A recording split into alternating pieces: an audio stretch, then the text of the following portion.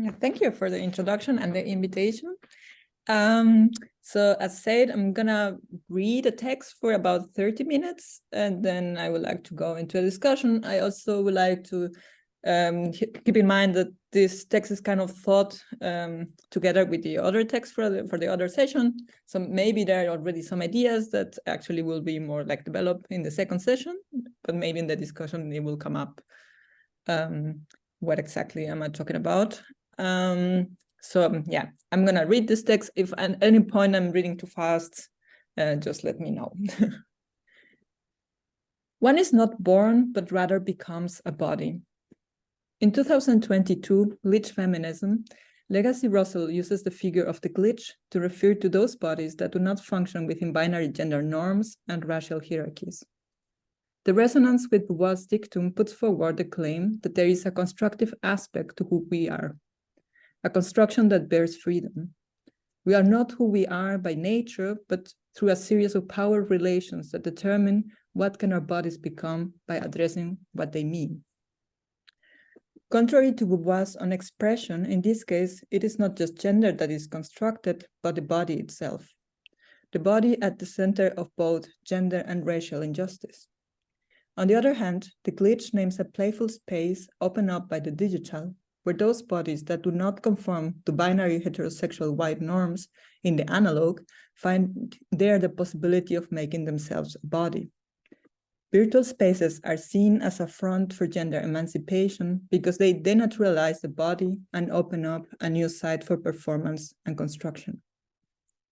The negation of the giveness of the body is not specific to glitch feminism. We could say that this is the core of the politics of gender emancipation in our times. If the body is not a given, how are we to relate to its materiality? Is the opposition of construction to the given the only way to think about emancipatory politics? Ideas of the construction of gender or the body have told us that by questioning the body as a given, we are free to decide who we want to be. This is a powerful lesson of a politics of self-determination. But I wonder if construction is the only way to talk about emancipation. Especially in light of another techno-feminist lesson, the thesis that a feminist epistemology requires thinking about our situation, the locality of our bodies, the material conditions of our social locality. This will mean the possibility of constructing knowledge about ourselves, of understanding who we are as situated subjects. If we try to move away from naturalistic ideas about the body, are we done with the concept of nature? What does the body mean when it is seen as a construction? And how do we think about the compatibility between the freedom gained by questioning naturalization and the locality of the subject? I'm interested in what lies between what we could say are the two poles of these ideas. On the one hand, the idea of an unbounded subjectivity that can become anything because it has no limits on a material substrate. On the other hand, the thesis of a situated subject, which opens up the question of how to formulate any universal claim. Underlying this problem is an old question about how to think about the genesis of difference. Is difference given by nature, or is it the product of the activity of conscious subjects? I would like to approach these questions by looking at ideas of self-organization in contemporary biology. I think these are helpful concepts for dealing with the debate between the possibility of freedom of subjectivity and the necessity of its locality. Finally, these ideas about the epistemology of organization will lead to some reflections on the philosophy of life and how to speak of a politics of the living. As already pointed out in relation to glitch feminism, there is a conflict arising from current positions, not only in techno-feminism, but in many political struggles. On the one hand, there is the goal of being able to decide what kind of lives we want to live and what kind of subjects we want to become. On the other hand, it seems that the material conditions of our bodies can be ignored if we want to assess the oppressive relations that determine who we are, or even who do we desire to be. In relation to the first, Judith Butler has paradigmatically drawn on Althusser's concept of interpellation to lay out a theory of performativity. Reading Althusser's with Austin's and Derrida's ideas of performative acts, Butler proposed her theory of the performativity of gender. According to this theory, gender is performative because it is an act that is constitutive with a name. The problem with the binary gender logic is that those names are not chosen by us, but are given to us. We are interpellated by names we didn't choose. Thus, gender is not only the meaning given to our bodies, but how those bodies are constructed when they are interpellated in a certain way. Performativity works in such a way that naming becomes a repetitive operation that has its transformative power in its iteration. Thus, according to Butler, for example, in Excitable Speech, emancipatory politics will have to imply a decision about the names we want to give ourselves. The names given to our bodies are constitutive of subjectivity, and emerging subjectivities are possible by recoding the body. Thus, the making of subjectivity becomes an operation centralized in the body. Glitch feminism follows this line of thought by asserting that, quote, glitch feminism asks us to look at the deeply flawed society we are currently implicated by and participating in, a society that relentlessly demands we make choices based on a conceptual gender binary that limit us as individuals. Glitch feminism urges us to consider the in-between as a core component of survival, neither masculine nor feminine, neither male nor female, but a spectrum across which we may be empowered to choose and define ourselves for ourselves. Thus, the glitch creates a fissure within which new possibilities of being and becoming manifest. The failure to function within the confines of a society that failed us is a pointed and necessary refusal. Glitch feminism, in this sense, pushes back against capitalism. End of quote. The idea of deciding how to define ourselves is not exclusive to glitch feminism, but rather a form in which many struggles for emancipation speak of autonomy. This is the idea behind the proposal of collapsing the operation of a glitch with the forms of our bodies inhabit in digital spaces. Interestingly, Russell seeks to develop a position in which it is precisely the locality of our bodies that defines them. Our bodies are coded in a certain way by the names that are assigned to them. On the other hand, emancipation from those codes is granted by our ability to be autonomous subjects, to choose and define ourselves for ourselves. I'm interested in how these two positions can be compatible. On the one hand, the necessity of localizing our bodies within a network of power relations. On the other hand, the possibility of emancipation based on our ability of being more than what the locality of our bodies dictates. Glitch feminism seems to try to make the locality of the body compatible with the autonomy of the subject. This is done by bringing in the concept of experience. Digital spaces have a material effect on us because they are, quote, a material through which we process our bodily experience, and as such, bodies navigating digital spaces are as much computational as they are flesh, end of quote. In this context, Russell also refers to the economy of gender that lies behind the data produced with our bodies as we inhabit digital spaces. Russell acknowledges that there are material conditions under which the emancipatory experience is made. However, it is not clear how changes at the level of individual experience lead to changes in the materiality in which bodies find themselves, be they digital or analog. A materiality of the body that Russell seeks to address by speaking of flesh and of the fight of glitch feminism against capitalism. Similarly, xenofeminism has framed their position as one that questions all forms of naturalization. In the 2015 Xenofeminist Manifesto, the collective Laboria Cubonics has framed their position not as construction or performativity, but as rationalist universalism. In the manifesto, xenofeminist distances itself from other forms of contemporary feminism because those others remain precisely only local. Xenofeminism, in contrast to locality and fragmentation, defines itself as a form of new universalist rationalist. It criticized locality for its inability to address the systematic and large-scale problems of the present. Thus, locality is seen as a form of division of struggles. On the other hand, xenofeminism also identifies their position as anti-naturalistic, as they clearly state here. Xenofeminism is vehemently anti-naturalist. Essentially, naturalism reeks of theology. The sooner it is exercised, the better. Quote, the logic of biological essentialism is simple. Those who conform to what nature supposedly dictates are those whose lives are worth caring for. The Xenofeminist Manifesto argues for an epistemology and metaphysics that is precisely the opposite of a naturalized form of politics. Naturalization is seen as a strategy to justify a hierarchy of bodies, subjectivities, and different ways of inhabiting the world. In the xenofeminist position, it becomes clear how universalist ideas of a free subjectivity from an anti-naturalist point of view are opposed to the locality of particular struggles. Is there another way of thinking about our relationship to nature that does not imply essentialism? May this help us understand the material conditions of our bodies? How do we need to conceive of nature in a way that is compatible with the possibility of making radical choices about the lives we want to live? I think the notion of self-organization in biology may be helpful in thinking about how to conceive of nature in a way that allows us to think about the material conditions of our bodies without being determined by them. This will provide an alternative to Russell's idea that the material relation to digital spaces is granted by the concept of experience, and may open another option than opposing universalism to locality. In Uncomputable, Alexander Galloway refers to the genealogy of lifelike phenomena in the context of a reflection on what politics is in the digital age.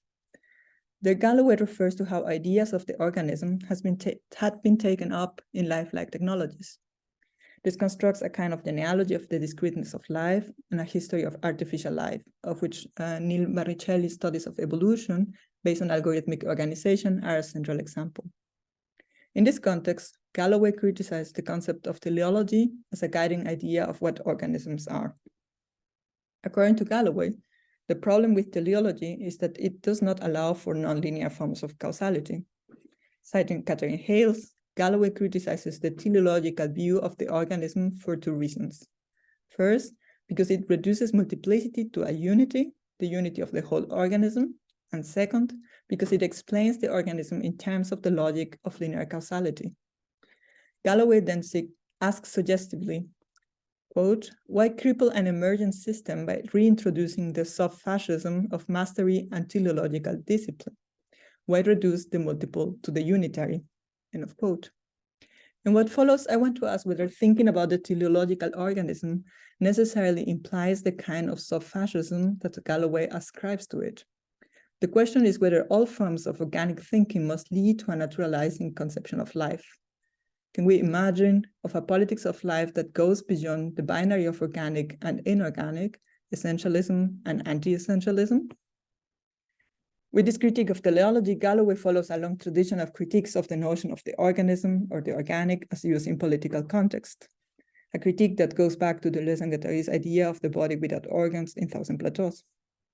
I won't go into the details of Deleuze and Guattari's critique here because I think Galloway's position is quite revealing of how the concept of teleology and the organism are dismissed in many contemporary discourses. The problem with the two reasons I mentioned for this critique is that it seems to remain quite abstract and not really engaged with theories of the organism. I think this is an important task if we want to explore the potential of a politics of life. Especially the second point of the critique, the idea that teleology implies a linearity of the living, raises some doubts and questions. Teleology has historically viewed with skepticism, not only by those who are critical of linear causality. It has also been criticized by those who seek to explain life only in terms of its material components. Teleology refers to the process of following a purpose. Thus, for those who are skeptical of metaphysical arguments, teleology is seen as a continuation of a metaphysical drive that guides the study of the living. Andrea Gambarotto has pointed out, for example, that the debate between new mechanists and the evolutionary approach in contemporary philosophy of biology is symptomatic of a general rejection of a teleological thesis within biology. The new mechanism is compatible with the dispositional approach to functions, where a function is a causal role attributed to a part of a biological system. If this part has a random power, it will also be expressed in the form of an effect. On the other hand, the evolutionary approach explains biological functions as the result of a larger process of adaptation. Interestingly, in both cases, the function is the result of an external intervention. In the case of the new mechanism, the dispositional powers are attributed by a subject observing the effects of the power. In the case of the evolutionary approach, it is not the organism, but the larger evolutionary process that brings about changes in the organism so that it transforms its functions. In both cases, the functions are brought about by external causes. In light of this debate, there is a new interest in teleology, which seeks to explain the evolution of the organism throughout internal causes. Biologist Stuart Kauffman is part of this new turn to teleological processes. Kauffman seeks to combine evolutionary accounts with the concept of the autonomy of the organism. To this end, Kauffman refers to the concept of autonomous agents. Quote, "An autonomous agent is a self-reproducing system able to perform at least one thermodynamic work cycle." End of quote. Autonomous agents are able to generate constraints for themselves from the work cycles. Work is then defined as the constrained release of energy. The release of energy is then converted into more work. This is called a thermodynamic cycle. Kauffman describes this cycle as the construction of constraints as follows. Work constructs constraints, yet constraints on the release of energy are required for work to be done. Constraints are thus a central concept in the revival of teleology because they help explain how the organism could internally pursue given goals. In contrast to the picture of the organism in which changes in function are given by an external explanation, either a subjective attribution or the process of evolution, the organism creates its own system of organization. Autonomous systems are driven by their own principles of organization. These principles need not to be metaphysical in nature because they relate to the work of the organism itself. Organisms are responsible for their own relationship to their environment. Self-organization is precisely this ability of the organism to impose constraints on itself throughout its own working. Teleology, on the other hand, is the causality corresponding to such a process of self-organization. One of the features of teleology in this account is precisely in contrast to Galloway's understanding of this form of causality, that teleology corresponds to non-linear forms of explanation. Self-organization is a notion rooted in the picture of life as a complex phenomenon. Since, as we have seen, constraints are both the source and the product of levels of organization, teleology allows us to think more in terms of a circular form of causality, which Kauffman has characterized with the image of a virtuoso cycle. In light of this position, we should ask, what exactly is the linearity involved in teleology? Teleological processes seem to attempt to overcome linear causal explanations. This is the main difference from mechanistic approaches. In the mechanistic approach, the extrinsic nature of causal forces reproduces such linearity because causes are attributed from an external perspective. In light of these ideas of self-organization, it may be worth asking how to rethink political organization. Galloway himself has drawn attention to the idea of artificial life, as I have mentioned, in relation to lifelike phenomena. So what should we abandon the idea of a politics of life? As Judith Butler has pointed out, talking about a politics of life or nature has become suspect because we immediately think of right-wing politics trying to regulate over women's bodies. And there are many good reasons to doubt any politics based on naturalization of life, of our bodies, as we have seen with glitch feminism and xenofeminism. But does this critique of naturalization necessarily imply that subjectivity is now free of all constraints? How may we rethink our concept of nature so that it is possible to assert both ourselves as living organisms and our freedom to decide how to live?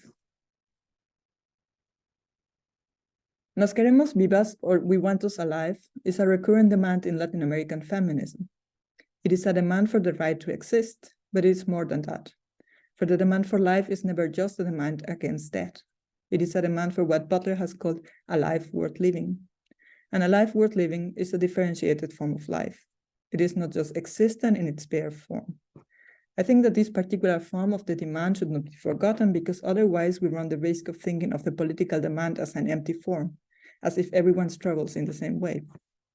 In Uncomputable, Galloway attempts to distinguish between the merely representational demand and the demand to exist. Galloway seems to order these forms of politics in a temporal way, according to which a political era is centered on one principle and followed by another era ordered by a different principle. The representational demand is expressed as a politics of time in the 19th and early 20th centuries, and as a politics of space after the Second World War. Accordingly, the politics of space and time are centered on decisions about who can occupy space or manage time. The demand to exist, or the politics of presence, according to Galloway, corresponds to a politics of presence, the right just to be there. Quote, substitute the activist mantra, no one is illegal, with no being is illegal. These are not just skirmishes over the politics of the body, from the body modifications to designer pharmaceuticals, but struggles over the politics of being. Who is allowed to be, and who is allowed to flourish at the expenses of others who do not. End of quote. Within this framework, Galloway reminds us that of the forms in which the politics of presence have been articulated. For example, in the critique of preemptive technologies, where the issue is whether or not to be seen, to be registered by the machine, the right to be invisible, opaque to those technologies, or the right to be recognized as a body at all. For the politics of presence, the question of naturalization or the debate over essentialism and non-essentialism is no longer so central. For Galloway, the demand for life is simply the demand to be there, to exist. It is a negative demand because it does not make any particular claim, but only claims the right to be left be, the right to be there. He then suggests that the politics of presence supersedes the politics of space and time. Quote, the new illegibility of being will not resemble the 20th century debates around essentialism and anti-essentialism, since post-Fordism put an end to the discussion once and for all. It will be a material confrontation, to be sure, but also at the same time an immaterial or idealist struggle in which that specter of the thought crime will rear its ugly head again. People will be put in jail for ideas and forms and scripts and scriptures. End of quote. Galloway makes a great observation in pointing out the ways in which political strategy takes the form of technological operations or subtraction from these operations. On the other hand, I'm not convinced that we are done with the essentialism, non-essentialist debate, and that essentialist naturalizing views are no longer at the core of many struggles. I'm also not sure that the demand for life is just a demand for existence. Nos Queremos Vivas speaks of the struggle to occupy the streets without fearing for one's life. It is the development of care practices to keep each other safe, and it is a demand for the right to choose the life we want to live. It is a struggle articulated as radical self-organization. I think both the thesis that naturalistic ideas are being superseded and the idea that current political movements are just about the right to exist have to do with the underlying thought that politics has a linear form. I would rather like to think about how to make the Latin American feminist movement compatible with the right to remain opaque in digital spaces, as articulated by the Invisible Committee. Thinking about the organization of the living may help. If, according to Galloway, the problem with teleological organization is that the goals may resemble a form of idealization, but not consider that this may not be a problem, but rather a desirable feature. It is true that ideas may be a space for repression, but this may only mean that we need to rethink of how ideality relates to nature and life, that they may not have been forgotten for being used in the form of naturalization. Perhaps speaking of idealization does not require the existence of a metaphysical entity producing the content of ideality and does not necessarily carry sub-fascisms, but ideality can be grounded in the organism. I think it is this articulation of the organism which is taken up in the ways in which technologies are used to decide over whose lives are worth living and whose not. For example, in The Black Technical Object, Ramon Amaro has recently pointed out how preemptive technologies and machine learning in general are built with essentialist ideas in the background. The history of statistics, as Amaro points out, has to do with, quote, the association of biological phenomena with capital and state value. The genesis of machine learning technologies can be traced to the ways in which these technologies, by deciding which bodies are to be considered a risk and whose lives are to be protected, can make decisions that can be decisions of life and death. It is true that it is precisely why the right to be erased of a database or to be opaque becomes such an important issue. But I think it is fair to say that we are not done discussing essentialism and non-essentialism or questions of naturalization or how nature operates in digital spaces. There is a continuity between the ways in which ideas of essentialism have operated before the existence of preemptive technologies and how they have adapted to operate under new conditions. That there is a continuity does not imply that they are the same. but the struggles defending the right to a life worth living may be as present as those demanding not to be coded as a body of risk. There is some work to be done in thinking the feminist demand for life and the right to be either seen or unseen by machines as issues related to each other.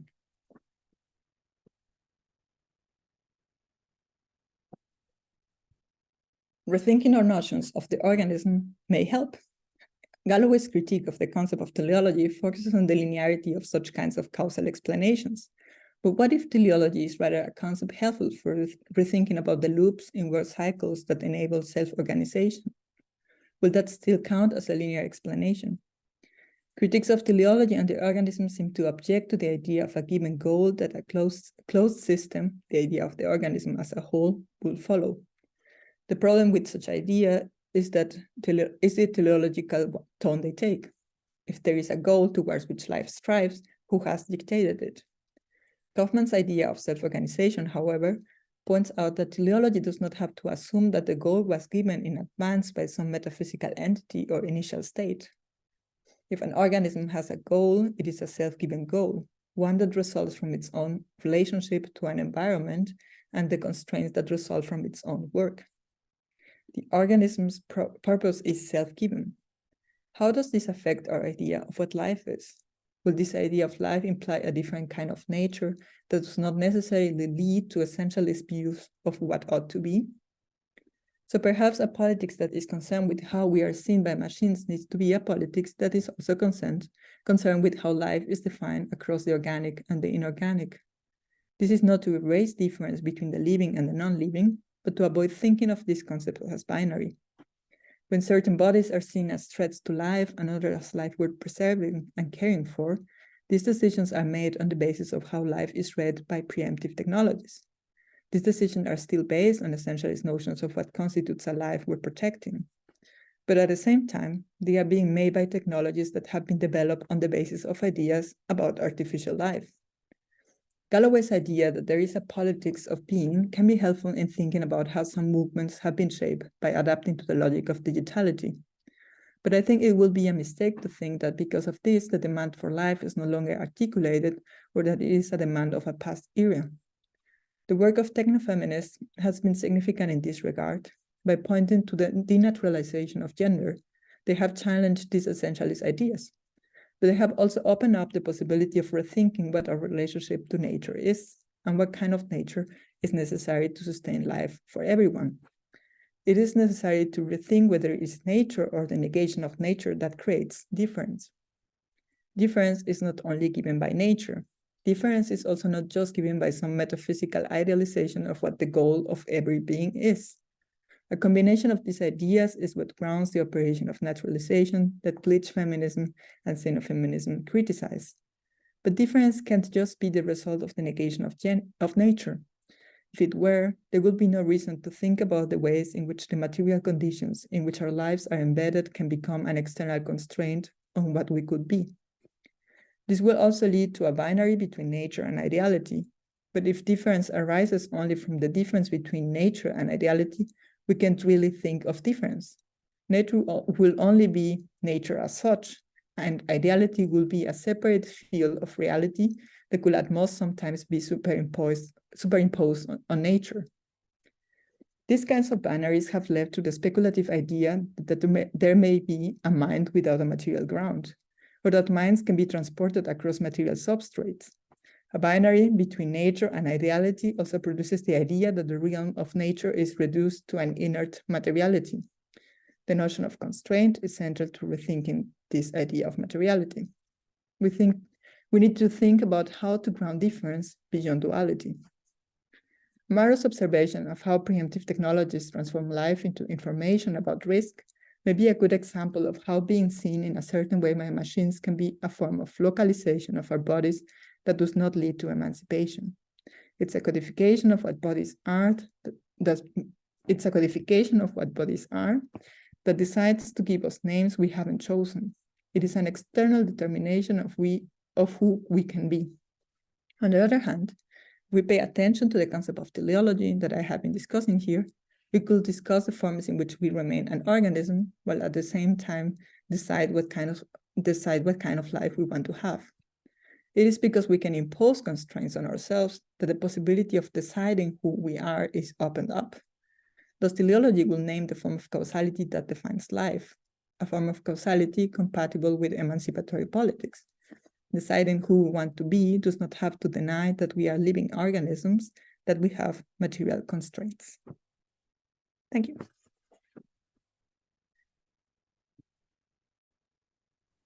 Thank you very much. If anyone has any questions, they could raise their hand or unmute themselves and ask the question, or ask in a chat. I can start. Also, Daniel is writing something, so I'll start though.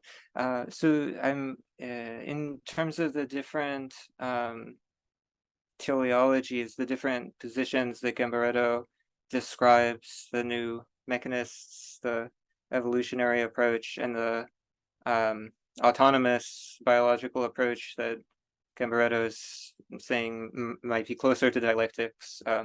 Would you say that all three of those are organicist? I mean, as I understand, organicism is like defining the identity as something to be preserved. And it seems like a political affirmation of the local determinations or the locale as the condition of intelligibility is not organicist. But do you think that there is an anti-organicist position? And then where would that fit in Gambaretto's framework? Yeah, thank you. That's an excellent question. So I think so this definition of organism as kind of preserves some identity. Yeah, in a sense, they will all be organicist positions because they are all trying to identify how the identity of the organism happens, or where does the let's say not even identity, but the moment of individuation of the organism in relation to the environment happens. So in a sense, they want to explain how is it possible that an organism relates to the environment and at the same time remains itself. And that's what makes this dialectical moment. But that what I want to argue that against this idea of Galloway is that that doesn't mean that it's an identity politics, so to speak, in the bad sense of it. So it's not a reactionary. It doesn't have to be a reactionary form of politics, but it just explains why do we need to relate to something other than ourselves in order to define what we are, and that this relation is not a relation of determination. So maybe that would be like this idea of like organism being a problem because it kind of let the environment or the others to determine who can we be, if we can be, what can we become.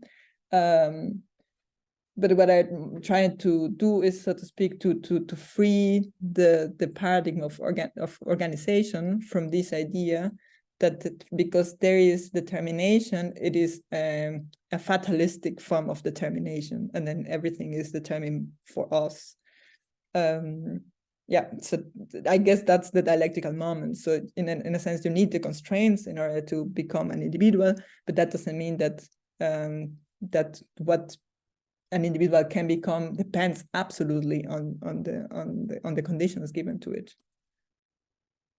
I don't know if that's there are many questions yes. on the chat. Yeah, if anyone wants to read those questions aloud, they may. Otherwise, I can read them, and I would do that in the order that I see them. Okay, so Hamid asks, the idea of reconciling the freedom of subjectivity with the concept of the organism is intriguing.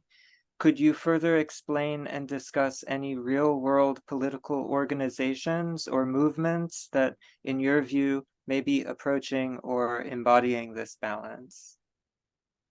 Yeah, I guess I'm thinking, so I'm not thinking so much of like digital movements, let's say, or tech movements.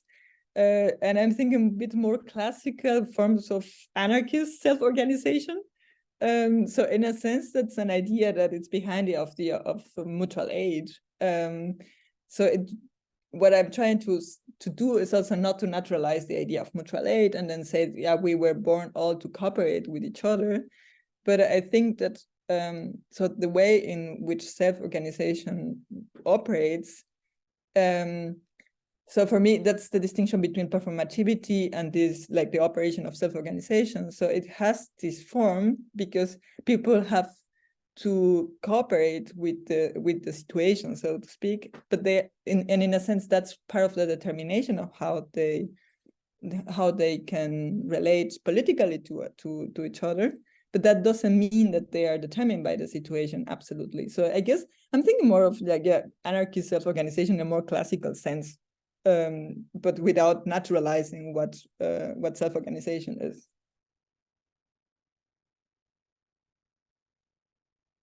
I'm going to ask another question actually before I read Daniel's question, just because this the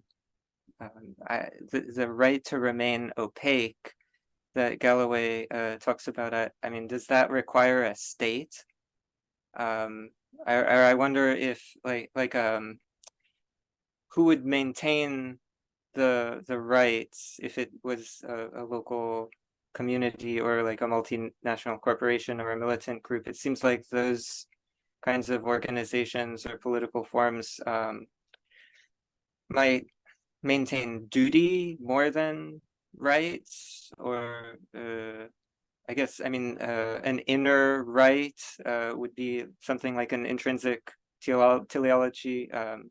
But do you think that there's a distinction between duty and right, or if this right to remain opaque that Galloway is talking about is necessitates a state form?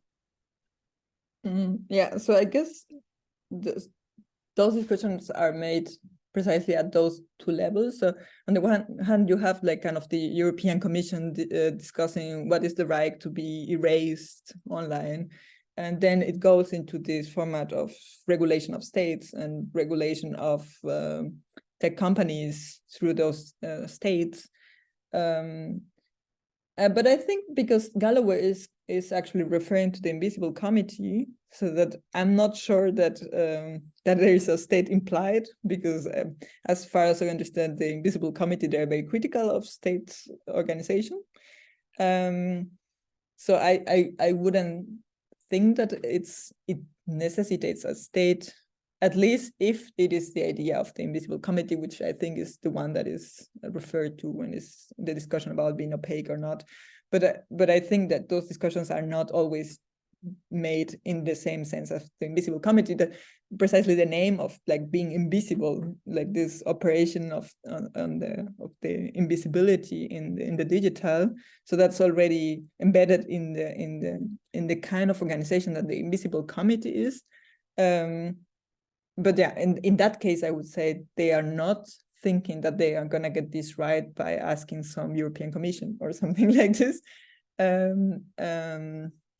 But I would say that sometimes it gets discussed in that sense. Yeah, so. Thank you. I'll read Daniel's question if that's okay. I liked Gamperetto's article a lot since I'm finishing a thesis on Lukács's concept of reification. And in his late work, he constructs a social ontology grounded on the notion of labor as a teleological positing that actualizes those values that are needed for the complement of the functions of socialized individuals. He builds it based on the processual and stratified ontology of emerging complexes of Nikolai Hartmann, who is also interested in the categories of biological organizations, but also on this notion of immanent teleology in Hegel's philosophy. Lukács's interest is restricted to social being, which realizes itself by these teleological positings.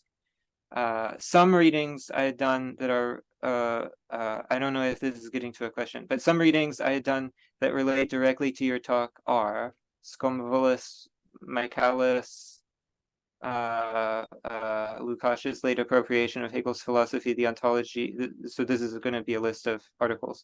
Skomvolis's Lukács's late appropriation of Hegel's philosophy, the ontology of materialist dialectics, and the complexities of labor as teleological positing, and M.J. Thompson's edited volume George Lukács and the possibility of critical social ontology. Mariana Teixeira's The Revolutionary Subject and Lukács's feminist standpoint theory. Delaceration and the emancipatory interest in Gregory Smolwich's Zucker's edited volume Confronting Reification. And so a proper question would be, how can this debate open up for the critique of decolonial philosophy? Okay, I have to... Is Daniel de la Yeah, Torre's okay. 3 parts there? So I actually don't know much Lukács, so I will have to say I have to read those papers. But yeah, of course, a lot of these ideas are inspired by precisely this idea of immanence in Hegel, and how immanence is understood specifically in Hegel's philosophy of nature. So I will think that it's possible that there are some relations to these Lukács ideas. But yeah, I will have to read the papers to really can say.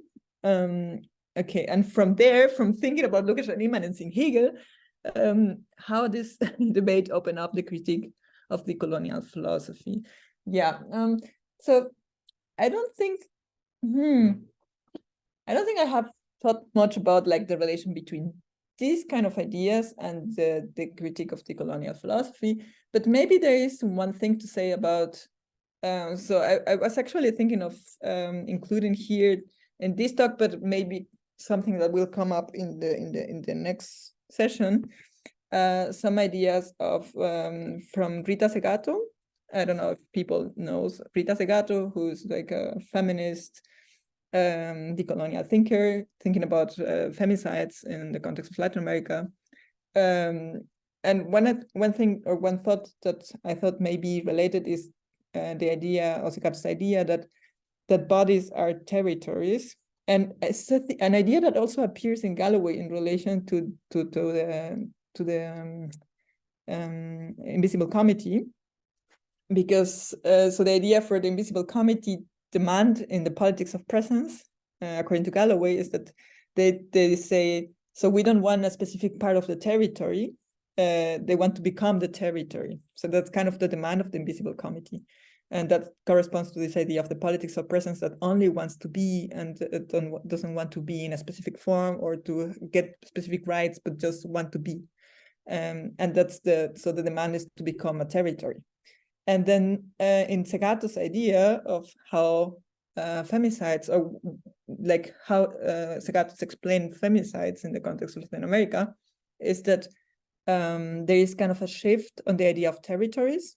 So territories are not made by this like the abstraction machine of the state, and so geographies are not just divided by the nation state, but geographies become bodies themselves. And then Segato thinks that bodies are just territories. So that's why, for example, weaponization of women's bodies in the context of war become kind of or are directly against women's bodies because they are the territory. So I guess there is kind of a different perspective on whether it's a good thing to become a territory or not, but I would say that both agree, so Galloway and Segato agree on the idea that there is a shift on the paradigm of territories, and that there is not anymore this like the abstraction of the state dictating where are the borders, but that the borders are in the bodies themselves. And I guess there is that door there to think about colonialism and the colonial theory, but that would be something to explore, I will say, which is also not so far away from.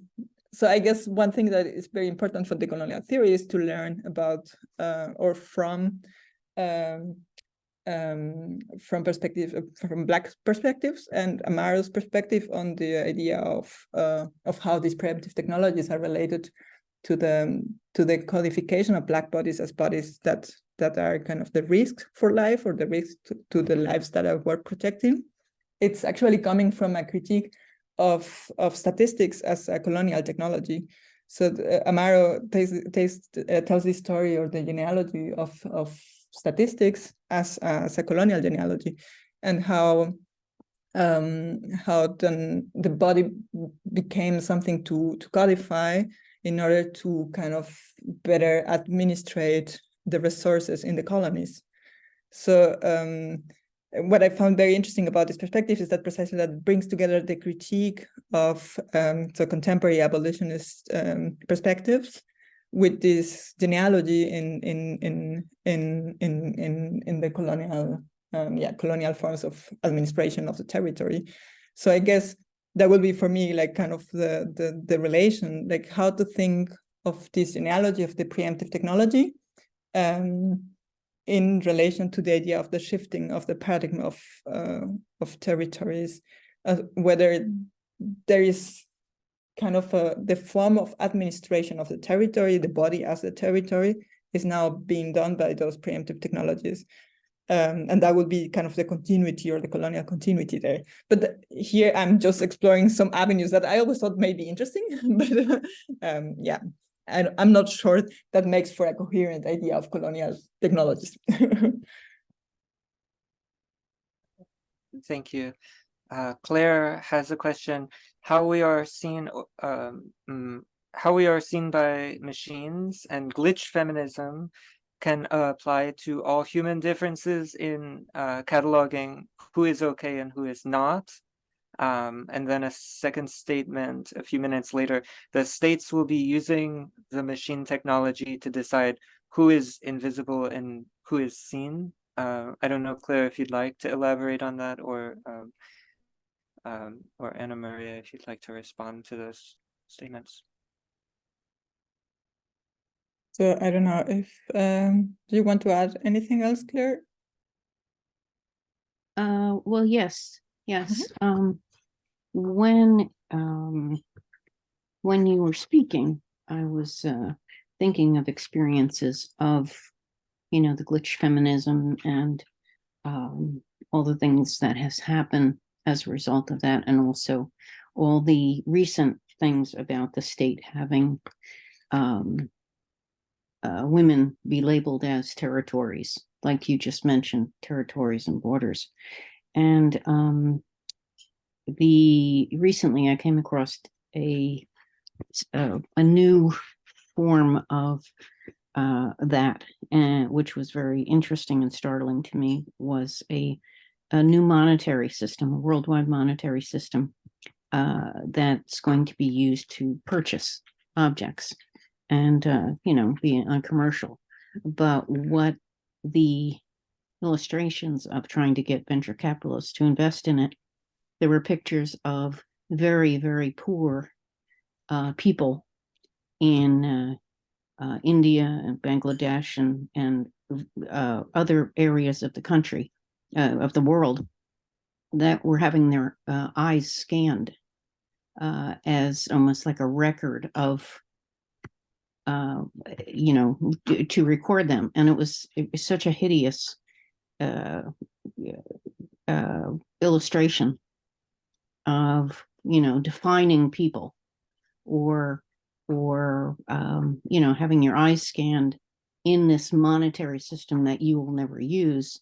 I'd like to, hear people's thoughts on that. And because it does kind of fit in with what you're talking about, who will be seen, who these people are not going to be seen, but what's going on there? You know what I mean? It's, I don't have the philosophical references, but I've seen a lot of this stuff. And because I work with machines and see how it's being used, in my artwork, I'd like to talk a little bit about that. Yeah, thank you. Yeah, I guess those are the problems that are in the background of these thoughts in Galloway. So I guess the problem is that so at the beginning where these discussions were made, and I think Galloway also calls Hitler's video, How Not to Be Seen. So that there was kind of an interest on thinking of digital technologies as representation technologies. So like it was a question of, if you are not on the screen, if your body is not being portrayed in certain media products, that may imply that you are one of those bodies that are not as worth seeing, or is not seen as worth seeing. And that was kind of the first reaction. So let's try all to be registered by media technologies.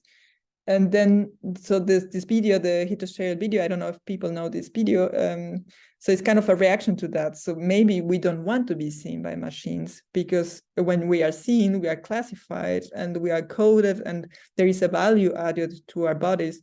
So maybe that's not, so this spirit of wanting to be seen may not be the best response that we want to have. And that's why it's important that the Invisible Committee, which is actually an activist group that wrote some manifests, very like theory-heavy manifests. I don't know if people know about those texts, but they are kind of like very theory-heavy.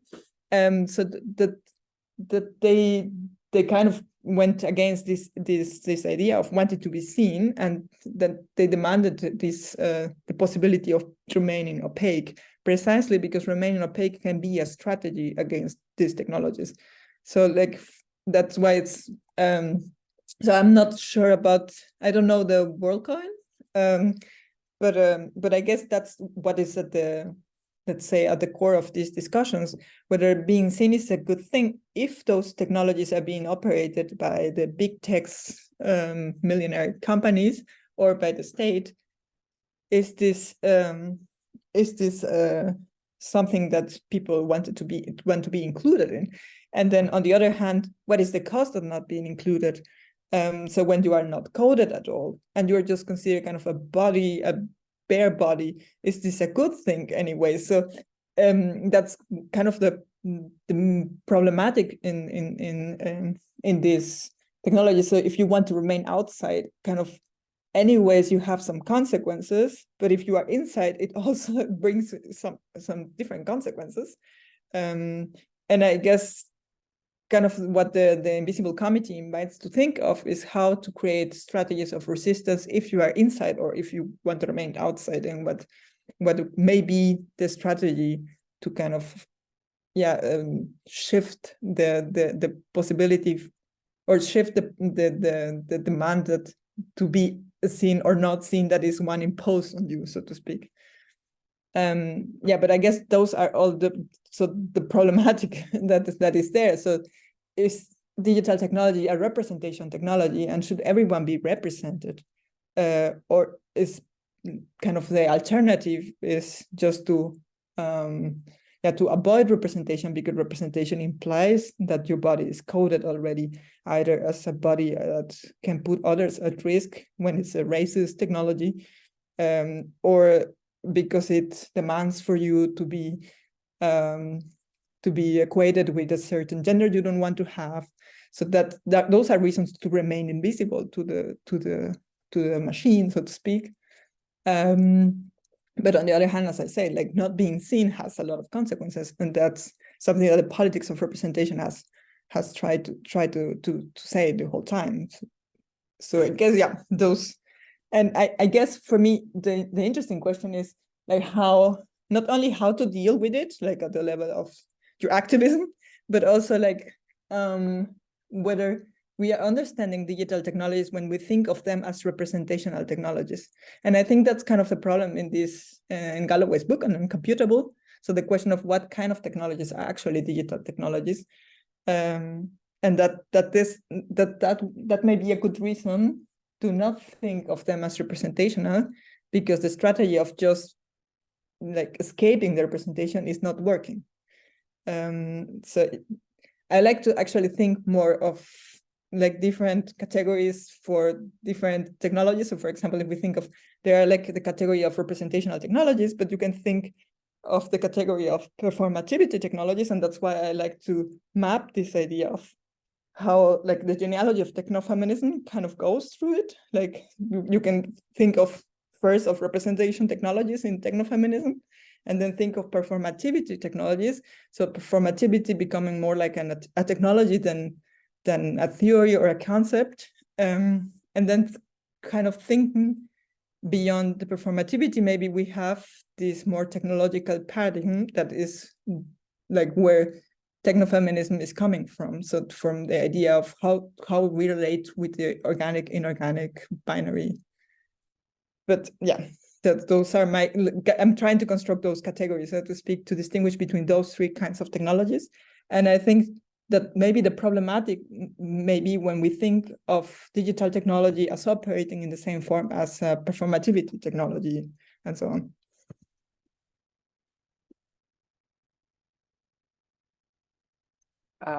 There's a question from Cosmos.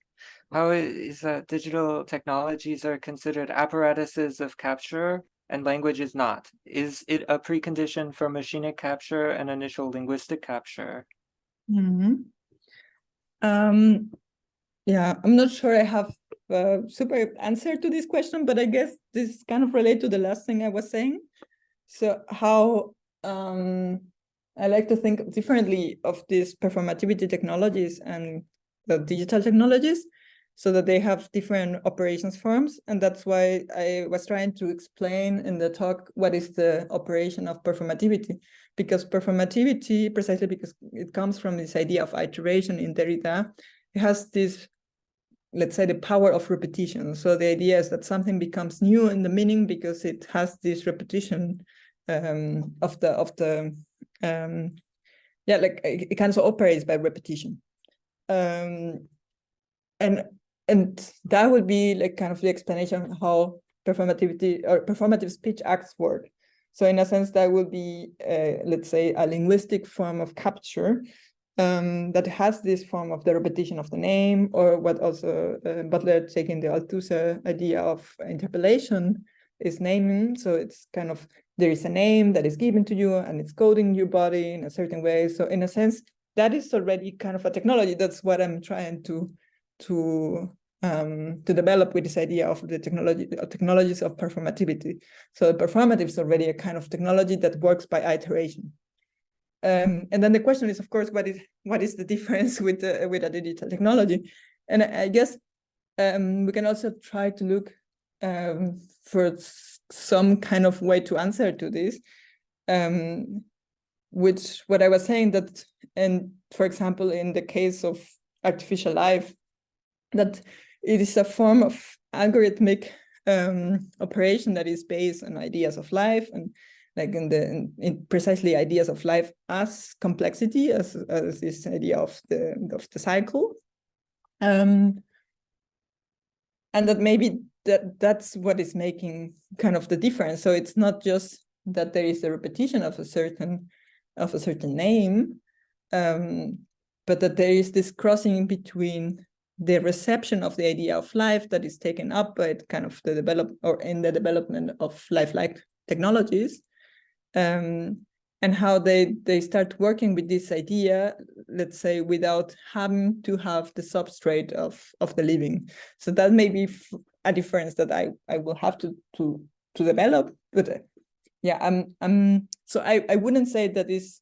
so different. So in a sense, that language is a form of technology, but they do have to have some different operation, because I do think that many times it's seen as if digital technologies is the first time that we actually have technologies, and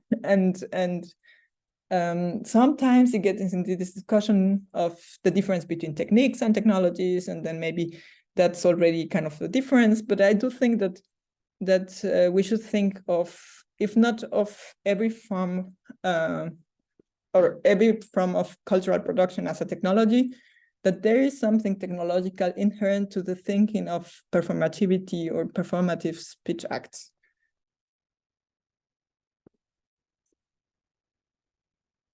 Thank you. Antoine has a hand raised. If you may speak. Hi. Sorry, I'm a bit sick. In the thermodynamic circle, would you like to maybe expand or react on maybe an opposition between electricity and plasticity? If teleologically we, as artists, we are asked to expand within our body the horizon of the organism, electricity and plasticity come as maybe a duality of new materialism.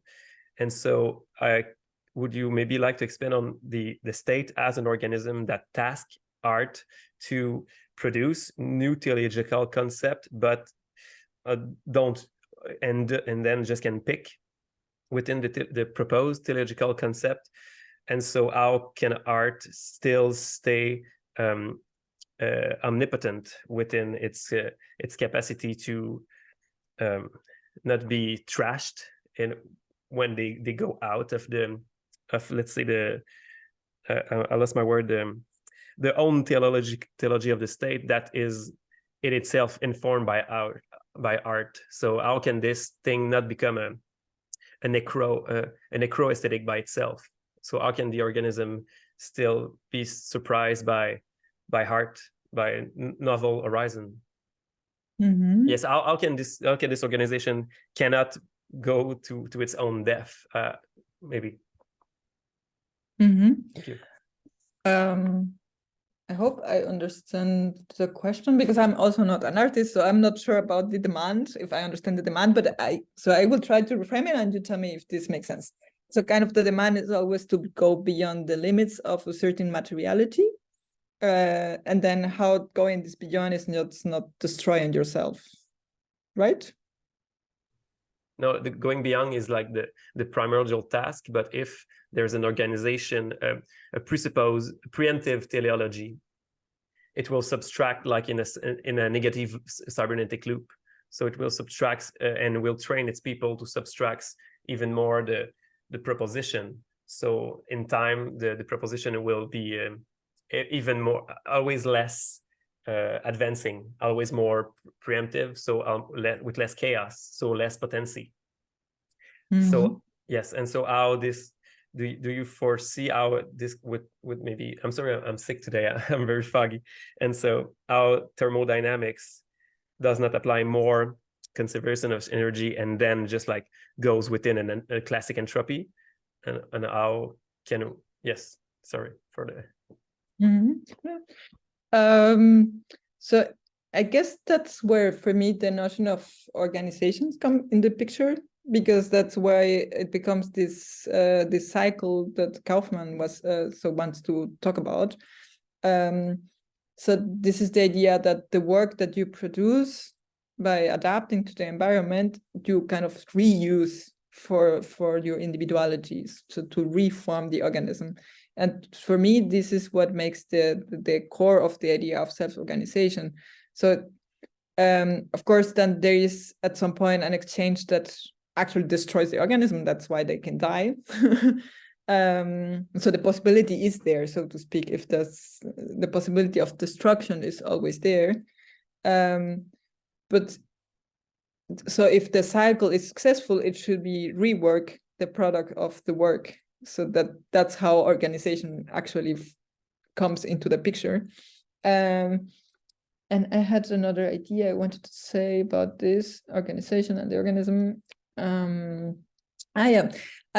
was thinking of, so I heard the talk by Professor Masai Kuhara from Tokyo Tech, who was talking about the slime mold and how the slime mold like looks for like this the food and the feed. I don't know if everyone knows about this, but I'm sure a lot of people know about this classical example. And then what Professor Hara takes out from this idea of how or why the slime mold seeks for food is because it kind of always tries, or the life always tries to expand beyond its borders. So like you have already kind of extended as much as you can, and still it kind of carries the possibility that when you extend beyond your limits, you come to like it can destroy, it can be destroyed, but at the same time, that's kind of what makes the living to be living. That life always tries to become more than what it already is. So that is the possibility of reproduction, for example, of self-reproduction. That an organism is trying to stay or to remain being itself no matter what. And this remain being itself is conditioned by always having to try to go beyond yourself. So maybe so for me, that's what explains this idea of organization, that an organism can kind of self-reproduce precisely because it overcomes the limits of individuality. Otherwise, it will just remain static. It will be an static individual, an object, so to speak. But that's the drive of the living, that it kind of tries to escape its own boundaries. But if it escapes completely, yeah, it will be destroyed. But on the other hand, if the product of this work, trying to look for food, so to speak, is successful, then it transforms, or it is translated into organization, self-organization. So I guess that would be, yeah, for me, that's central to the idea of organization, that it have to come back to the organism.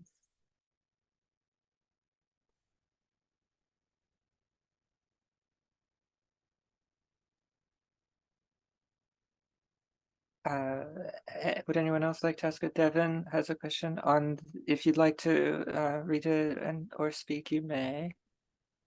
If not, yeah, please. Yeah, I was wondering on the idea of the preemptive nature of statistics and technology. Like, does this sort of stem from the logic of capitalism and the state appropriating teleology and causal determinism to justify then the infallibility of these like preemptive predictions? Mm-hmm.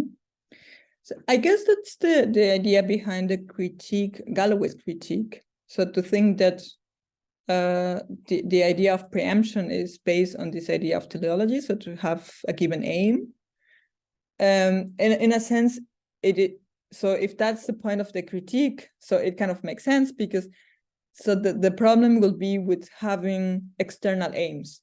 So that's why I was trying to say that by the end of the talk, that so you could think of preemptive technologies as precise technologies that give you a goal and an aim that you haven't chosen, and that they determine what you are and what you can become, like without you having any saying on it. And that will be this idea of external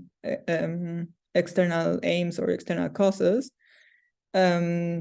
And if that is the problem with teleology, well, yeah, that could be, let's say, one of the meanings of teleology, because teleology at the end is just this aim-driven process. And if the aim is external, that will imply this determination from the outside. But the idea of thinking of teleology as part of the emancipatory project will have to be with having differentiating between these external causes or external aims and the aims given by the organism itself, or the aims that the subject gives to itself. And that is still a teleological process, but the aim is given by the workings of the organism itself. So it's kind of given by the system itself and not from the outside. So in a sense, there is a way to criticize preemptive technologies thinking of this external teleology. But if we think of like the self-regulation of the organism as kind of internal self-given aims, so that doesn't coincide with the project of preemptive technology, because that precisely is like the contrary of the idea of external aim in preemptive technologies. So maybe that may be let's say a confusion of terms that is happening in this critique of Galloway of the idea of teleology. So maybe Galloway is trying to criticize external aims, and it comes to a general critique of the idea of teleology. And as I was saying, like if you think of the idea of metaphysical teleology, that's the same as having external aims, because it will imply the idea of some kind of divine I don't know, entity that gives the aims to everything that kind of has a teleological process. But then if something else is given the aim, then it is an external aim. And that's where the teleology becomes problematic, when it's external teleology, so to speak.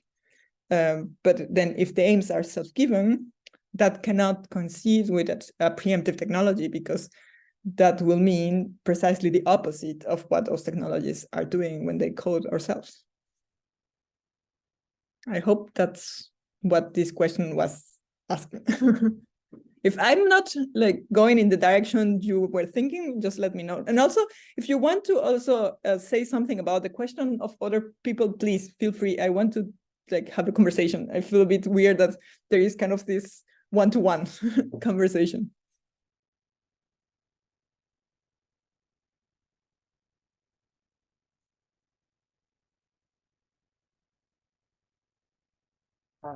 I can say something that's not so much a question, but in regard to the topic of the colonization, and reading Grant's paper, I was really interested in the reference to Georges Cuvier, which is also discussed in Deleuze and Guattari. And it reminds me that there are really interesting letters back and forth between Thomas Jefferson and the Comte de Buffon, who Buffon has a position that's kind of like Geoffrey St. Hilaire, where these letters are discussing the possible extinction of woolly mammoths, and Jefferson rejected the theory of extinction and then used the as a scientific justification, funding for the scientific search for existing woolly mammoths as a way to begin westward expansion in American colonization. So I think that there's a really interesting political valence to these like origins of zoology questions, where like, I mean, there's a distinction that's being made between Saint Hilaire and Cuvier, where Cuvier, who's not as conservative as Jefferson, but Cuvier promotes extinction, but also rejects this like changeability of animal morphology. But I don't know. I think that it's, if anyone has, I mean, that's that thesis, antithesis bit from Cuvier, I think is more stark than what like the German idealists were really writing about. But I mean, there are parallels that Grant is discussing. But yeah, I think that's I think that's a really interesting area for like a political interpretation of philosophy of biology. Mm-hmm. Yeah, I was thinking also when you were talking about Buffon, of the work of Stella Stanford. I don't know if that says something, but it's kind of revisiting Kant's texts regarding precisely like the ideas of the organism and biology, and how they are inspired by Buffon. And so Kant's idea of race is actually inspired by Buffon's idea of the races, which is a concept that comes from the taxonomy of vegetable life, and then it kind of transformed in this idea for like human races. And so Buffon is the first person to kind of inspire those ideas, and how Kant takes up on those ideas. So I think like actually like many people are kind of revisiting what are the sources of the German idealists, precisely because of those reasons, because they have like very, so that the idealists themselves have like very like well, just like colonialist supportive ideas, and how they are like linked to their ideas of nature. And that's actually one of the avenues I'm very interested in, like to think of like, if we want to use these conceptions of what what an epistemology of nature can be, we also have to deal with how they are like also framed by all of these contexts of racist ideas. And so I think that that's kind of actually what brings the reaction of someone like or Deleuze and Guattari, precisely trying to criticize the idealist because of those things. And that's where the idea of like the soft fascism that Galloway says is coming from, because that's how how many of these things of nature and life and in the idealist context were seen, because they were actually used to make those defenses of colonialist projects, basically. But what for me is interesting to think whether there is something that still can be used there. And I think like the idea of emancipation coming from this relation to constraints can be very interesting. But of course that is a task that requires that we also deal with let's say these disgusting parts of it. And that's why it's for me so important to go this avenue of how do we think about nature after the critique of naturalization? Because that critique is precisely a critique of how naturalizing projects were used to justify colonialism and racism and everything that we know. And so like, I want to take those critiques and, so to speak, via this negative way to think again about nature, because so there are good reasons for us to want to think about nature today, and one of those is the one I was saying about like the situation of our bodies and the environments we want to live in, and how to think of environmental accountability. And those are questions that I think are very important to tackle by thinking again about nature. But for that, for me, like the only way to do it is to go through this negative way. So what happened in the critique of those naturalizing projects that we used to justify every form of injustice? So I'm very thankful that you brought up the topic, because actually that's kind of what is at the background of this going through the way of the critique of naturalization in gender and race theory.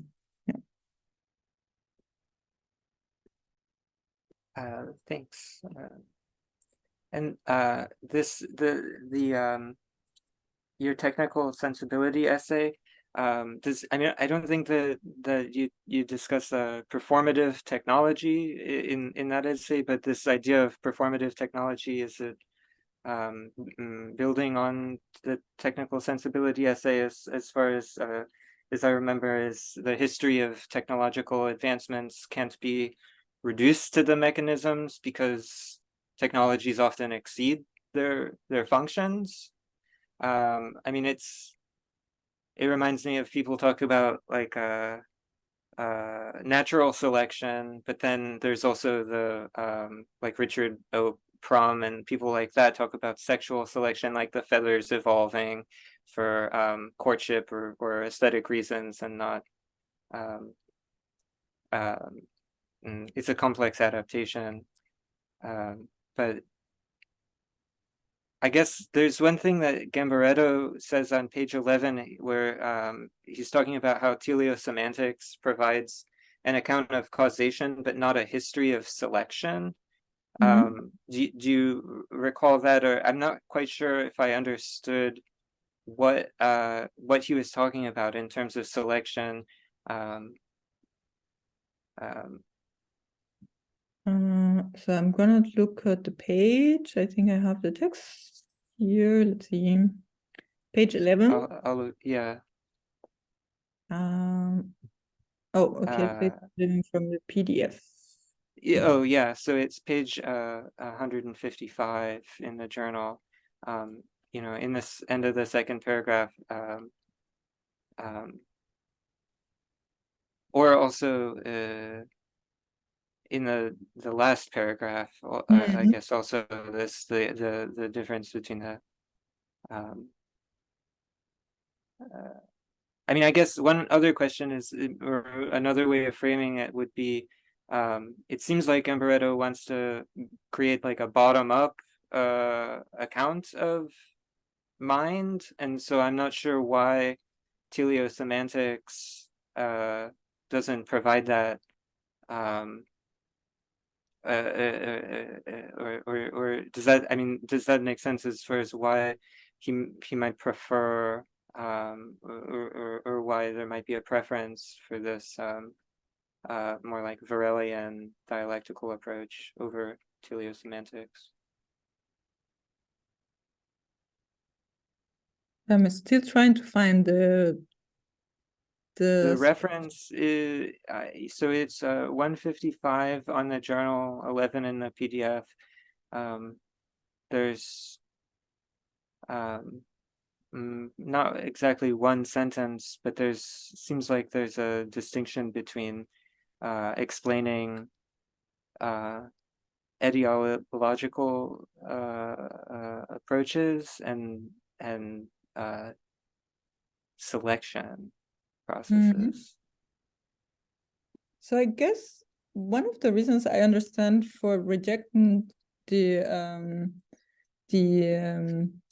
ideological evolution approach is because it has this external causes explanation, and that's the reason for like preferring the dialectical approach. So the idea is that in the dialectical approach, evolution is not carried out by like a kind of external force, let's say like the history of the development of one of the species, but rather carried out by the organism. And it's not only carried out by the organism, because that could have the problem of like recurring to one of the geneticist paradigms, but it's kind of like in this relation from the organism to the environment, and that's what for Gambarato builds the idea of internal causes, and that's why the reference to Hegel becomes important, because it's kind of this, the idea of internal purposes, which I think Gambarato sees also in Kant, which I disagree with, but this idea of the internal purposes. So I think like the other positions are all seen as kind of carrying out this idea of external purposiveness in different ways. So you can think of it as a subjective position, but also to think of it as like kind of the history of the evolution, and kind of referring to it as a kind of a hermeneutical approach. So the hermeneutical approach will also be like kind of interpreting from a subjective perspective, but that's still kind of an external position. So the idea is to reject those positions as external purposiveness. So I guess that will be basically there. The motivation, Gamarato's motivation for preferring the dialectical approach, because the dialectical approach kind of always already has built up the idea of internal purposiveness, precisely because it's kind of this bottom-up approach.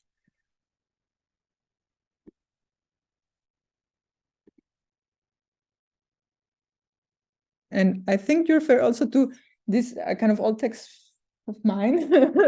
So now I'm worried that people read this text. But yeah, I guess it was kind of a first idea of sketching this idea of performativity as technology. But I was coming from a very different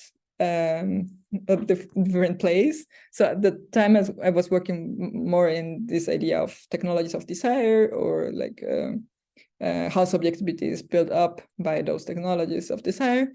And I'm not sure that was a way that took me to think of performativity as technology. So maybe that's why I stopped thinking in that direction. Yeah.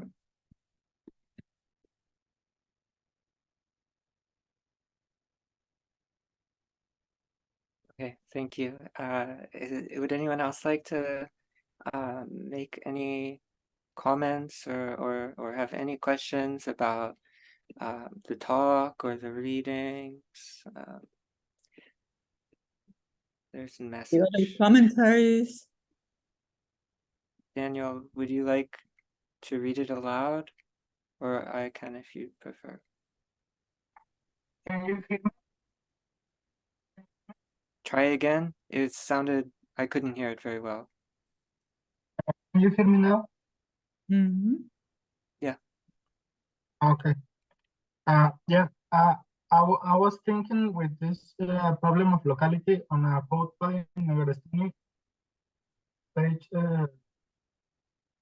in one of the last pages of I'm reading it. It says the decolonization entails the tragedy of personal experiences and personality of objectivity or objectivity of paradigm of decolonization that attempts to shortcut this work by equating the colonized group with some sort of immediate contact with land, territory, ethnicity, etc.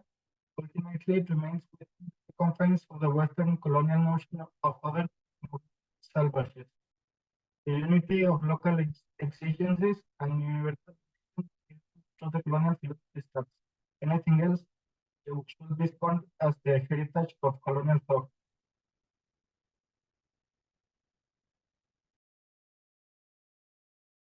So do you want to comment on the quote, or do you want us all to comment on the quote? I like this.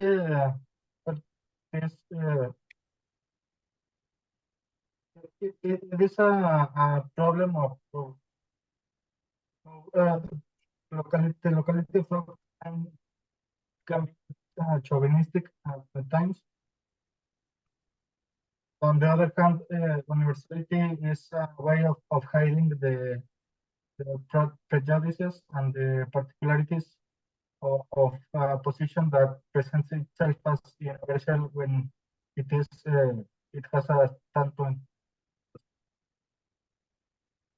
I don't have much to say. I was just thinking on that quote in this debate.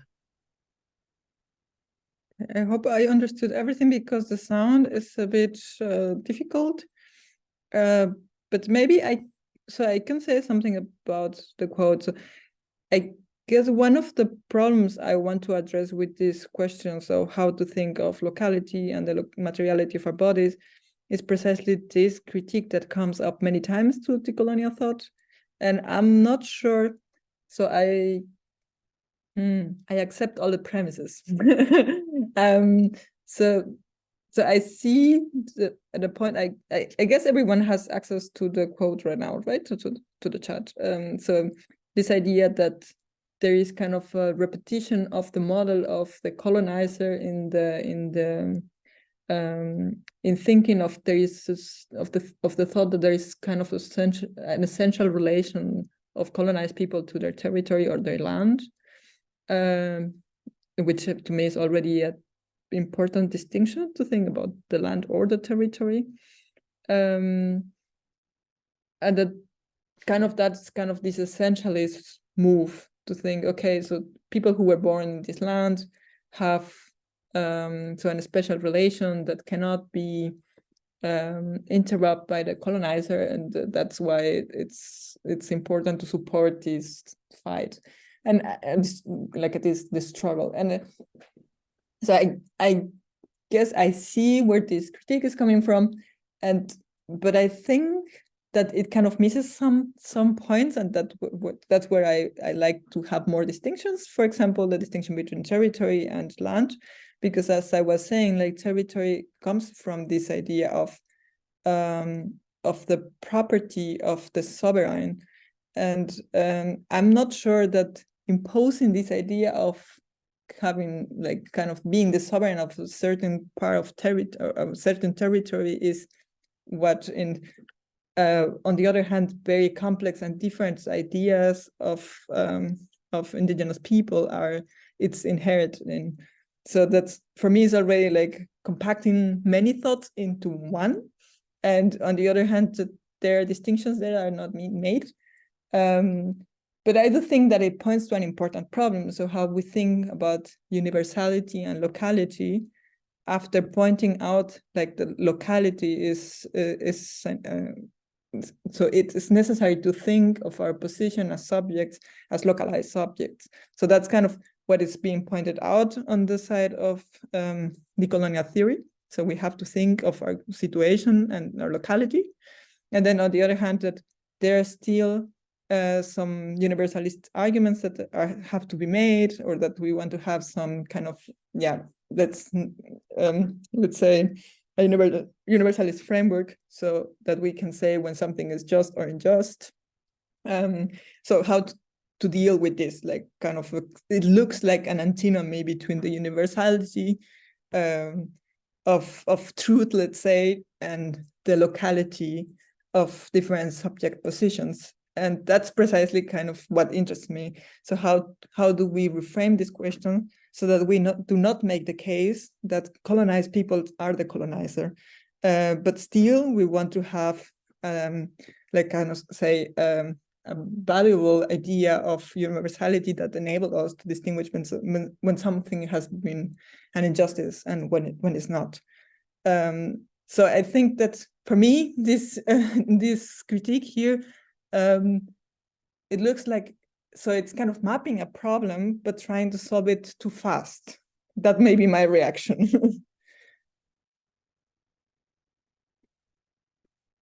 But I don't know if other people have thoughts about the quote. So what do you think? Yeah, can I add? Yeah, I think it's a stimulating, not proposition, but it points out that I'm feeling it in art, where I'm seeing like institutional space opening organism to let indigenous art come true, but it's the same space that foregoed modernist thinking, avant-garde, and destruction of culture that is as like a strain in modernism. And so there's this very present moment of incomfort where super advanced centered propose indigenous art that is not ongoing the dogma of modernism to break up the culture. And so it's what we ask in something, and somehow in modernism, to dwell in the culture, like break it apart. And so this kind of breaking apart is not something that you want to impose, so people get in the contemporary dogma, and then you have this kind of moment of it's not mutant, but it's certainly uncomfortable, because you have this attente, you are waiting for something from this kind of self-exhibition, and it's not going there at all. And so you have kind of this kind of dogmatic antithesis that it doesn't connect. And so that will be maybe an example for this kind of moment where the paradigm that the colonizer culture follow is trying to revoke itself within itself, and within this pocket of anti-dogmatic space, the art that comes forth is I don't know, it's trying to be unconscious and conscious at the same time. It's kind of particular as a locality. Mm-hmm. So maybe I'm thinking of it like, so you tell me again if this makes sense, but I'm thinking of certain like curational practices where it kind of is demanded that you have to include certain forms of art. So let's say to include indigenous people art. And then, so curators are like looking for those things that they know, and they think, oh yeah, that looks like old art. And it's like, well, maybe it doesn't translate into the narrative of this one form of development of art, and that's why you cannot even look at it. So I think that's kind of the problem. And I think, so I'm not sure if this is so much related to the quote, but I think that's definitely a problem in the art world. That's, so let's say the Western curators looking for like expanding and diversity, and that they cannot even look, they don't know how to see. That's for me kind of a problem. And that's what I was like thinking about when you were talking. Maybe that's a different problem, but yeah. I believe it's something about like the actualization of decolonization. So you can be in the theoretical field, but in art, it is where you practice the practice. It is where you make the praxis actualized. And so there's a there's a particular sound, and it's a sound of it's dissonant. There's a dissonance within decolonization, and so maybe there's not already an aesthetic of decolonization, and I believe it has to be there. And the locality is a beautiful question, because I don't know, it's also a problem of territory. Do you decolonize within a city, or are you decolonizing in a land far away where colonization is not perceptible? And so yes, it's kind of a problem I cannot map right now. Very interesting. Even thinking of this question of whether bodies are the territory. So is the colonization a thing that happens in a nation, or a thing that happens in an institution, or is a thing that happens in bodies? That's maybe part of the problem why you cannot see, because this is a problem of embodiment, and it seems as if it's a problem of understanding. So it's a problem. It seems as if now that we understood we have to diversify our institutions, we can like map out the world, but maybe the problem is that we are not understanding that. So the bodies became the territory, and that's where decolonization may have to take place. But maybe that's yeah.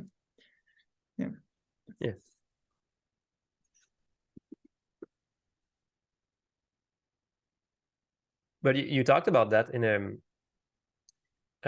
personally, I've invented myself a women's body, so a virtual body to expand the plasticity of intent within it. And I feel it's like a very problematic subject, so I like it very much. But there's the biological ground of the body itself, like my flesh. But in a machinistic world, wouldn't there be like this kind of slit in between where you can have this kind of teleological body, let's say, and to test would the body would be also the image of the body of yourself, like your identity? Oh yes, is there an identity related to the body, or can you have like multiple identity on multiple body on oneself?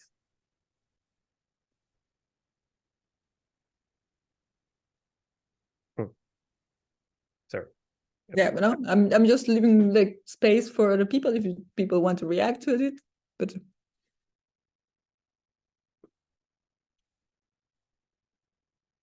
yeah, but I guess that's kind of the idea at the background of glitch feminism, so that you can have different identities and also different substrates of those identities, and that's kind of the playful part of being the glitch.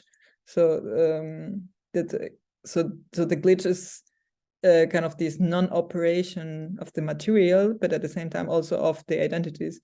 So that's why it kind of breaks the idea of the correspondence between one materiality and one identity, because it doesn't fit. That's this idea of it doesn't work under those categories. So that's the very core of the idea of glitch feminism. You can have many identities, but also many substrates of those identities.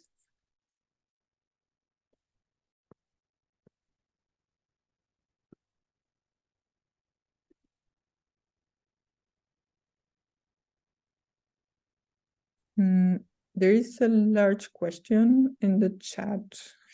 Yes, Devin, if you'd like to read that aloud, you may. If not, I can read it.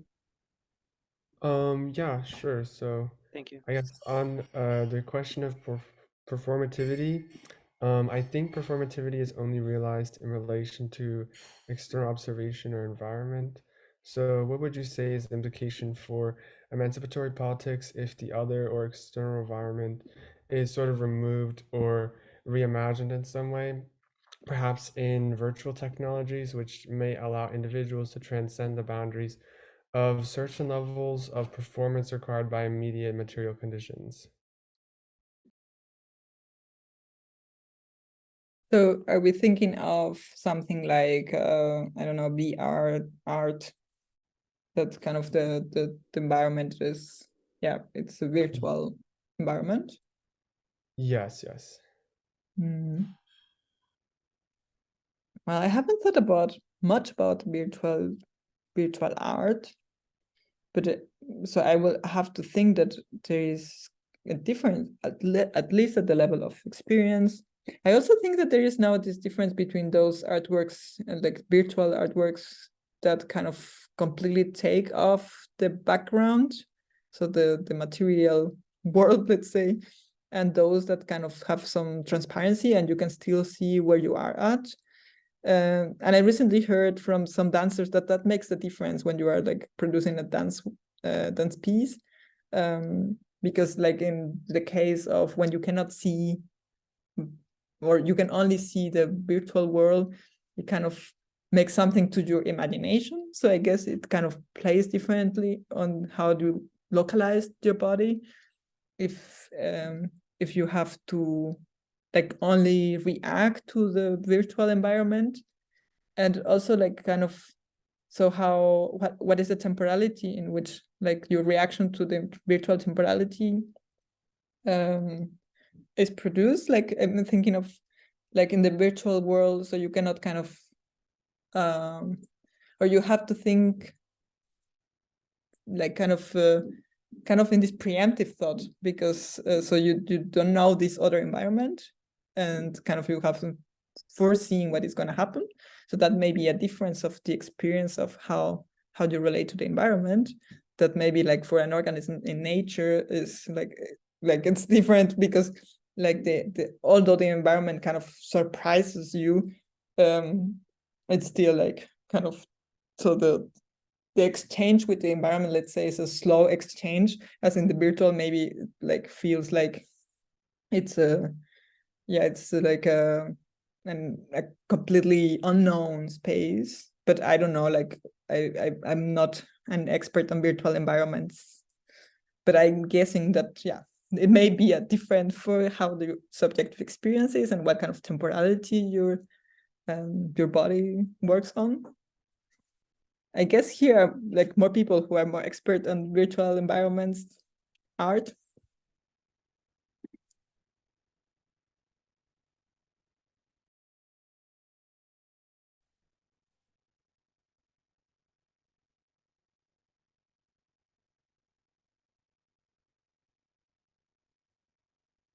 I don't know. I mean, and also then taking it along with the quote from Risa Negrestani above, it's like I don't think that the virtual would necessarily make stateless society easier, but I mean I think then it's still a question of like what or how authorization is happening. Also in Antoine's question about the relation between identity and body, it's like what is authorizing that? I mean, it doesn't.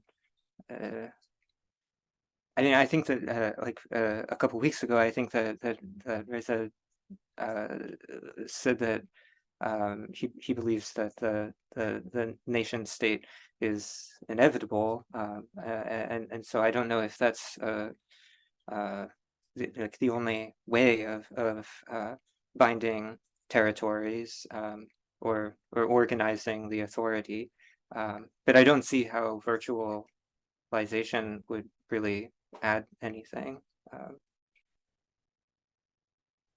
Yeah, I was also like listening to some conversations about like from these dancers, that there are like experimental VR like VR experiences you can make about like being pregnant and like kind of experiencing the other in the VR world. And I guess that may be a very optimistic thought about what VR can do.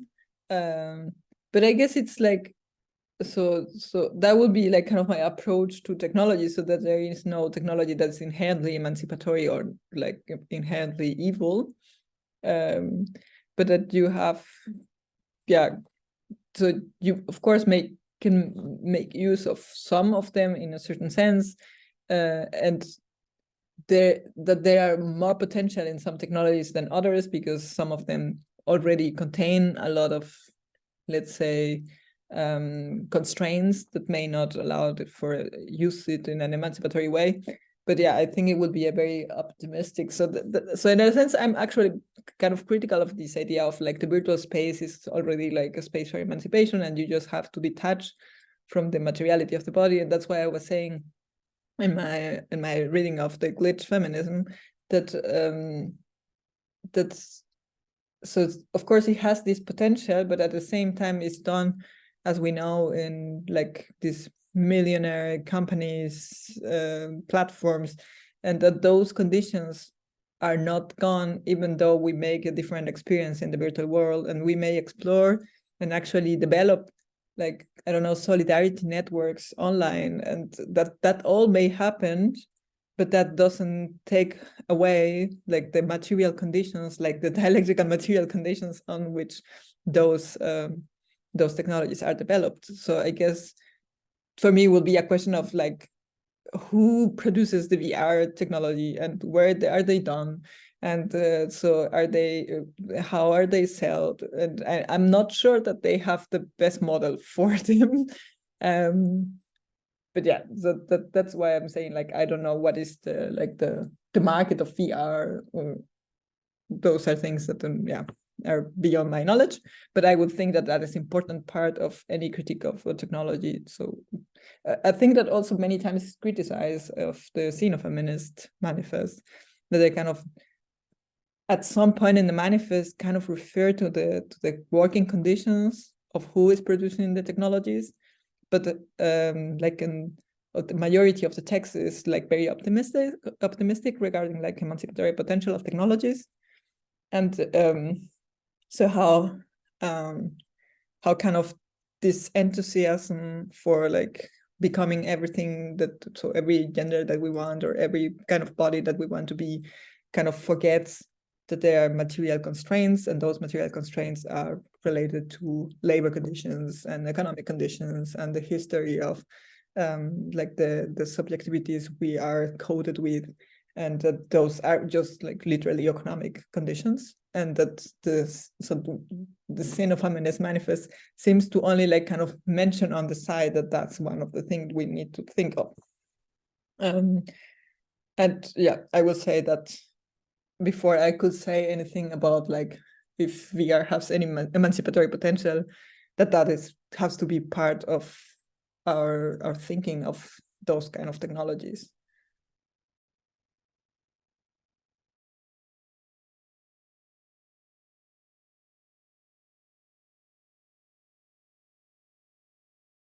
There were a few comments. Does anyone want to talk about them, or is there any other questions? Otherwise, we can close the session or wrap up the session.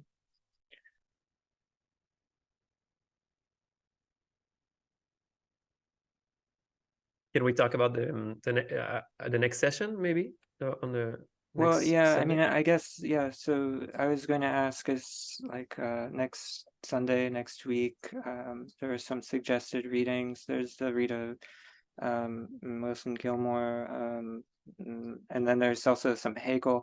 But what would you suggest that we focus on to prepare for next week?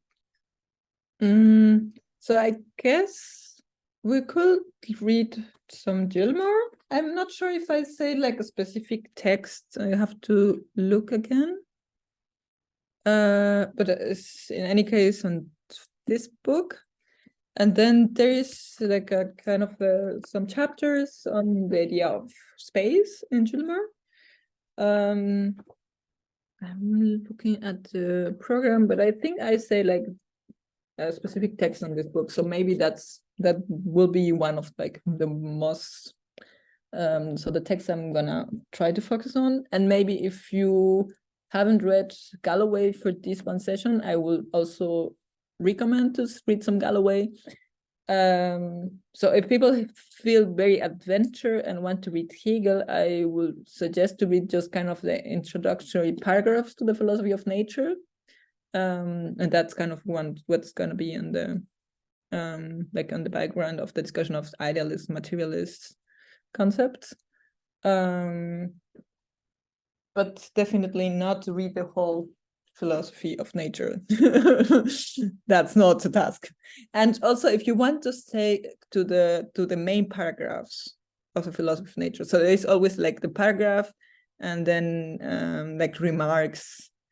So if you want to just read the main paragraphs of the introduction before it starts with space and time, so to speak, then that's enough. And that's already a lot. So you also don't have to read everything. Just choose something that you think is like the most attractive, and then we make a conversation from all of the readings. Great, thank you. And then you mentioned Rita Segato. Is that SEGATO?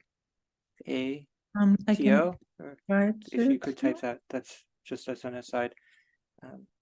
Great, thank you so much. And then thank you for everything. It really helped me find different ways of thinking about teleology, and it was great. Yeah, thank you for the moderation and for your thoughts too, and for reading everything. Yeah, and everyone, thank you everyone for the questions and the conversation.